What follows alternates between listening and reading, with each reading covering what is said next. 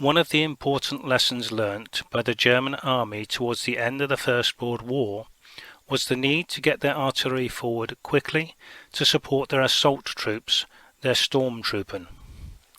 Horse-drawn artillery was slow to move, and when it arrived at its firing position, it took time to set up. Even when prime movers like the half-track were used, the time taken to get the gun into action could make the difference between life and death. What was needed was a gun platform that could get forward quickly, and when it arrived could be brought into action immediately.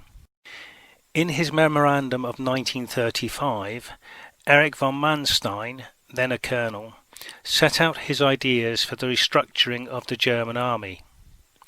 He proposed that it was organised into three types of formation. The first was the Independent Tank Division, with its own organic infantry and artillery units to support the tanks. The second was the Independent Tank Brigade, that consisted only of tanks and was directly under command of the army commander to allow for a localised concentration of force. Thirdly, regular infantry divisions that had their own Sturmgeschütz units to support the infantry. The intent was that each infantry division would have its own integral Sturmgeschütz battalion that trained with and got to know how to work with the troops that it would be supporting. He theorised that these Begleiten-Batterien, these motorised accompanying batteries, would not be used as one used a tank, but rather as infantry armoured support vehicles that would engage enemy infantry concentrations and destroy fortified objectives. It was not the intent to use them for exploiting a breakthrough and driving into the enemy's rear areas. That was the job of a tank unit, the Panzertruppen. The resulting assault gun, the Sturmgeschütz, was therefore considered to be an artillery piece rather than a tank, and consequently was brought into service with the artillery branch of the German army. On the 15th of June 1936, the order to develop 5 prototypes based upon the Panzerkampfwagen III chassis was given to Daimler-Benz. The gun was to be mounted within a casement-style body, not in a turret like the tank, and had to have a small amount of traverse. This had the advantage of reducing the profile, the height of the vehicle, as well as enabling the vehicle to mount a larger caliber gun. The first production variant was the Sturmgeschütz III USAF A, which mounted a 75mm Kampfwagenkanone 37 L24 gun. Von Manstein's plan had called for each active infantry division to have its own integral Sturmgeschütz battalion.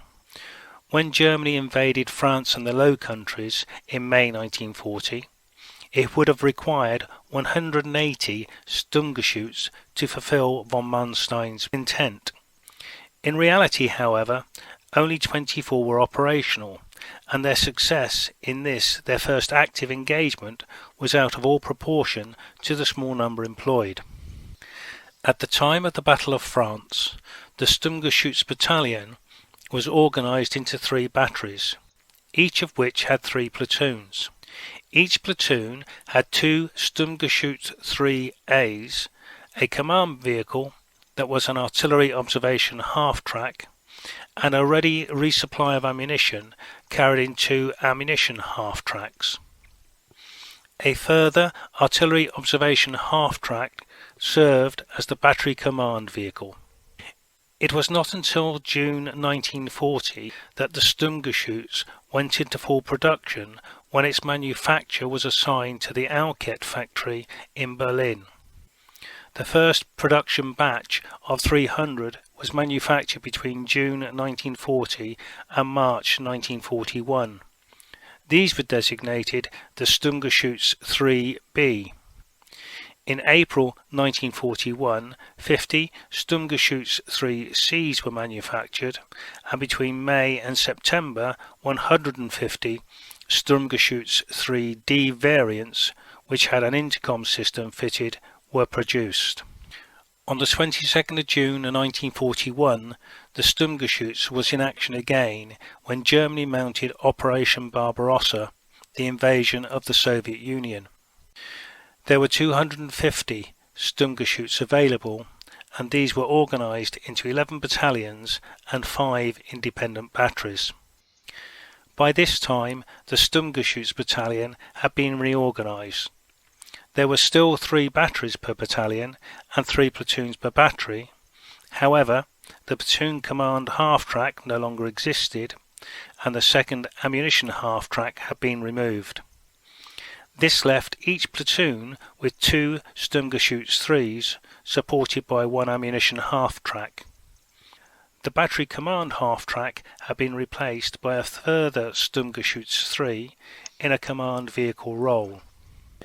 It was quickly discovered that the lack of an integral light machine gun left them vulnerable to marauding Russian infantry attacking at close range, and this deficiency was quickly rectified by fitting a machine gun and a protective shield to later variants. Another significant problem also became evident when it was discovered that the main armament on the Panzermark II, III and IV tanks were all inadequate to deal with the newer and better protected Soviet T-34 and KV-1 tanks. The main German anti-tank gun at the time was the 37mm PaK-36, and this was also incapable of penetrating the armour of the superior Soviet designs. A more powerful 75mm Kampfwagenkanone 40 gun was being developed, but the turret of the Panzermark III, Germany's main battle tank, could not take the larger gun. The turretless Sturmgeschütz, however, had enough room in the crew compartment to enable the 75mm Kampfwagenkanone 40 gun to be fitted. Not only was the main gun of this new variant powerful enough to knock out the Soviet tanks, the Panzermark III chassis on which the Sturmgeschütz was based was highly mobile and reliable. The omission of a tank turret made for simpler and more cost-effective production. The lack of traverse movement in the gun meant that the entire vehicle had to be turned left or right to acquire targets. Thus, the Sturmgeschütz was far better in a defensive role than as an offensive vehicle, and it was its employment as a tank ambush weapon that made the Sturmgeschütz such an effective tank killer. A further 284 Sturmgeschütz fitted with the short-barreled 75mm were manufactured between September 1941 and February 1942 before the gun was upgraded to the longer 75mm Kampfwagenkanone 40 gun. These up-gunned Sturmgeschütz IIIF were capable of firing the armoured-piercing Panzergranatpatrone 39, which could penetrate 91mm of armour inclined at 30 degrees at 500 metres, or 82mm at 1000 metres, 72mm at 1500 metres, and 63mm at 2000 metres. This allowed the Sturmgeschütz IIIF to engage most Soviet armour at normal combat ranges and change the vehicle into a tank destroyer. This left the infantry without an infantry support version. This new anti-tank role led to the restructuring of the Sturmgeschütz battalion, and an additional Sturmgeschütz III was added to each platoon, and a second Sturmgeschütz III was added to the battery headquarters in the command vehicle role. The ammunition half-tracks disappeared, and ammunition resupply was made directly from the standard ammunition trucks. In June 1942, an exhaust fan was added to the vehicle to enable continuous firing, and an additional 30mm of armoured plate was welded to the frontal armour to increase the protection. At the same time, the longer version of the 75mm gun, the Kampfwagenkanone 40 L48, was fitted which slightly increased the thickness of armour that it could penetrate. From January 1943 until the end of the war, the final and most common version of the Sturmgeschütz, the Sturmgeschütz III was produced. This had its upper superstructure widened to do away with the external armoured boxes. The rear was also straightened and the ventilation fan relocated from the top to the rear of the vehicle.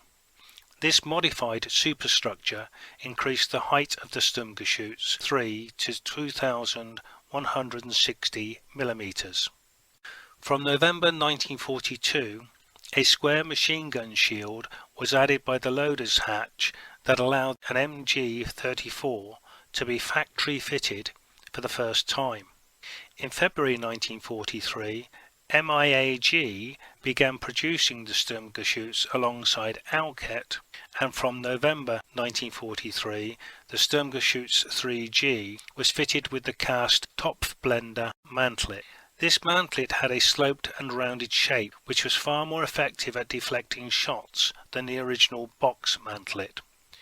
A coaxial machine gun was added to the box mantlet from June 1944 and the cast Topfblender from October. Between September 1943 and September 1944, Zimmerit anti-magnetic coating was applied to the Sturmgeschütz to protect it from magnetic mines. The Sturmgeschütz III had a crew of 4, the commander, a driver, a gunner and a loader. Mounting the gun within the hull of the vehicle gave it a reduced height of just 2.16 meters, and it weighed 23.9 metric tons. The frontal armour was 80 mm thick, and the main armament was the Sturmgeschütz version of the 75 mm Kampfwagenkanone 40 L48 gun, with a traverse of 10 degrees left and 10 degrees right. Its standard ammunition load was 54 rounds, though the Sturmgeschütz crews often stacked rounds wherever they could and increased this load to around 90 rounds. The vehicle also sported two 7.92 MG34 or MG42 machine guns, for which they carried 600 rounds. In November 1943, Alket was bombed as part of the RAF's campaign against Berlin, and Alket's production declined from 255 Sturmgeschütz IIIs in October 1943 to just 24 vehicles in December. To counter this loss in production, the Krupp plant was ordered to mount a modified Sturmgeschütz III superstructure onto the Panzer IV chassis to produce the Sturmgeschütz IV. To replace the Sturmgeschütz III as an infantry support weapon, the Sturmhaubitze 42 was developed. This was equipped with a 105mm howitzer, which increased its firepower. The introduction of the Sturmhaubitze 42 led to a further change in the structure of the Sturmgeschütz battalion, and by June 1944 a fourth vehicle had been added to each platoon. The third platoon of each battery was re-equipped with 4 Sturmhaubitze 42s to provide that missing infantry close support. It is interesting to note that the Sturmgeschütz was Nazi Germany's most numerous armoured fighting vehicle during the Second World War. There were 4,500 Panzerkampfwagen IIIs produced, 6,800 Panzer IVs, 5,800 Panther tanks, and 11,500 Sturmgeschütz IIIs and IVs.